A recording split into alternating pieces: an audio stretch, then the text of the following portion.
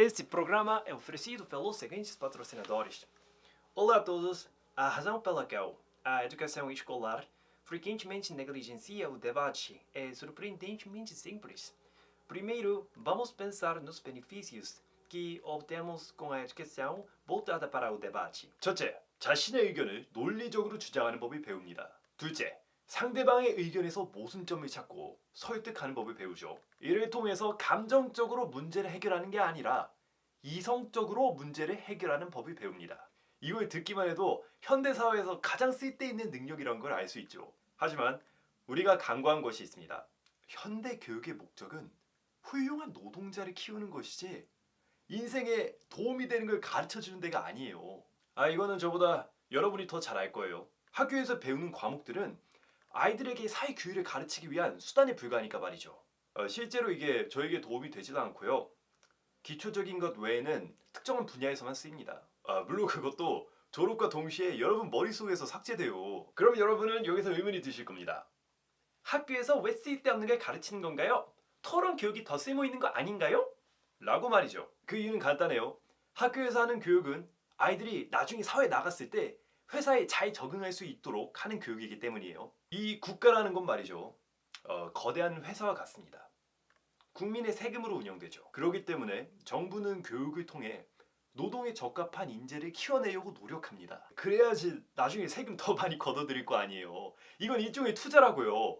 실제 회사 생활은 학교 생활과 비슷합니다. 이게 비유를 하자면 학교에서 선생님 수업을 듣고 시험을 보는 반면 회사에서는 상사에게 업무 지시를 듣고 프로젝트를 수행합니다. 이렇게 현대 교육을 통해서 간접적으로 학생들은 회사가 돌아가는 메커니즘을 알게 되는 거죠. 그러기에 시험 문제도 항상 답이 정해져 있고 암기 위주이며 어마어마한 논리력을 요구합니다. 그렇다고 학교에서 배우는 게 쓸모 없다는 게 절대 아니에요. 수학 같은 경우에는 추리력, 논리력을 키워서 업무 효율을 높입니다. 과학이나 역사 같은 과목은 주어진 전제를 기반으로 분석하는 능력이 키워지죠. 한마디로 이런 과목은 여러분이 사회에 나가기 전에 업무 능력을 향상시켜주는 매개체입니다. 물론 이런 교육이 학생들의 창의성을 억압한다는 의견도 있습니다.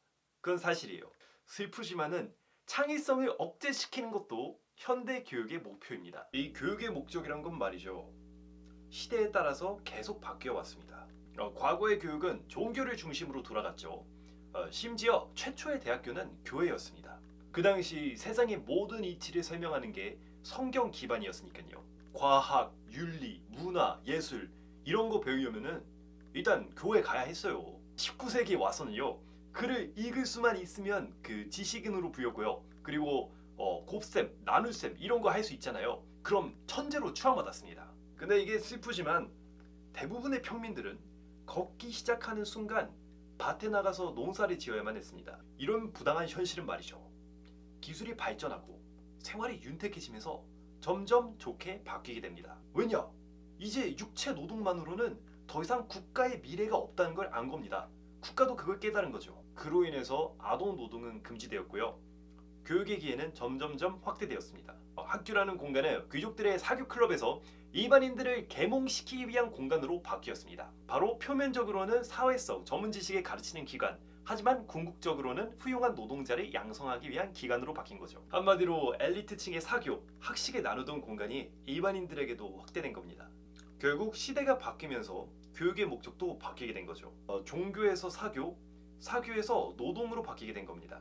두뇌 회전이 빠르신 분들은 아실 거예요. 이 교육이란 것은 말이죠. 사회 수요에 따라서 계속해서 바뀝니다. 그러니까 현재 학교에서 창의적 교육이나 토론 교육을 등한시하는 것도 너무나도 당연한 거죠. 서론이 너무 길었습니다. 이제 본론으로 들어가야겠습니다. 왜 학교에서는 토론 교육을 안 시킬까? 이게 단순히 시간이 없어서 못 시킨다고 하기에는 말이 안 되잖아요. 충분히 주입식 교육도 시키면서 토론 교육을 시켜야지 얘가 이제 훌륭한 학생으로 자라날 거란 말이죠. 네, 맞아요. 훌륭한 학생으로 자랍니다. 하지만 회사에서 원하는 훌륭한 노동자라고 보기는 좀 어렵습니다. 회사란 건 말이죠. 옳고 그름을 따지는 기관이 아니에요. 철저하게 눈앞에 있는 이윤을 추구하기 위해서 조직된 그룹이란 말입니다. 학교랑 다른 수직 구조일 뿐만 아니라 눈앞에 있는 이윤을 전반적으로 추구하다 보니까 이게 불합리랑 모순이 계속해서 생겨날 수밖에 없다고요. 예를 들어 설명해 보죠. 당신은 신입 사원이고 이번 주에 직장 동료랑 같이 주 52시간을 근무했습니다. 이건 엄연히 노동법에 위반되는 행위지만 프로젝트가 얼마 남지 않았기 때문에 당신의 상사는 추가 근무를 요구합니다. 이에 당신은 어떻게 하시겠습니까? 어떻게 할 거예요? 이런 경우 맨날 있는데. 이에 대해 성실하게 주입식 교육을 받고자 하는 당신의 직장 동료는 상사에게 찾아가서 항의를 합니다. 나 이거 못 해먹겠어요 라고 말이죠. 하지만 이번 프로젝트의 중요성에 대한 상사의 논리적인 설득으로 인해 곧 자신의 의견을 처리하고 맙니다. 근데 여러분은 다르죠. 어릴 때부터 창의적, 논리적, 토론 교육을 받고 자란 사람입니다. 당신은 자리로 돌아가 법적 근거와 왜 노동법이 우선시 되어야 하는지에 대한 글을 작성한 후에 상사 앞으로 가 반박할 준비를 합니다. 그 결과 당신은 모든 사람들이 납득할 만한 논리를 가지고 상사를 설득하게 됩니다. 하지만 상사의 표정은 굳어있겠죠. 자신의 의견을 표출할 수 있다는 것은 어마어마하게 축복받은 능력입니다. 하지만 이 회사의 수직적인 구조에서는 악재로 작용합니다. 회사에서는 학교처럼 문제를 시스템적으로 처리하는 사람을 좋아하거든요. 또한 이익을 최우선시하기 때문에 개인의 목소리가 빈번하게 묵살되죠. 이게 바로 노동법이 노동자에게 유리하게 작용하는 이유죠. 회사에서 가장 무서워하는 것은 자신들의 목소리를 내는 노조가 설립되는 것입니다. 직원들이 단순히 불평하는 거요. 그거 회사가 얼마든지 들어줄 수 있습니다. 하지만 직원들과의 논리적인 토론에서 회사가 반박하지 못하게 되는 순간 그 회사의 조직, 그 근간은 흔들리고 맙니다. 그러니 학교에서 토론 교육을 실시하지 않는 이유는 다음과 같습니다.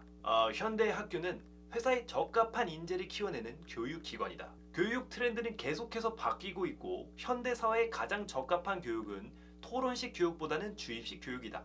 기업은 자신의 업무 지시에 반박하지 않는 직원을 선호한다.